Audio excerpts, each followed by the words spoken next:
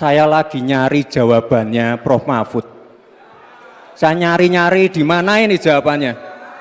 Kok nggak ketemu jawabannya. Saya tanya masalah inflasi hijau kok malah menjelaskan ekonomi hijau. Prof. Mahfud, yang namanya greenflation atau inflasi hijau itu ya kita kasih contoh yang simpel aja. Demo rompi kuning di Perancis. Bahaya sekali. Sudah memakan korban. Ya, ini harus kita antisipasi, jangan sampai terjadi di Indonesia.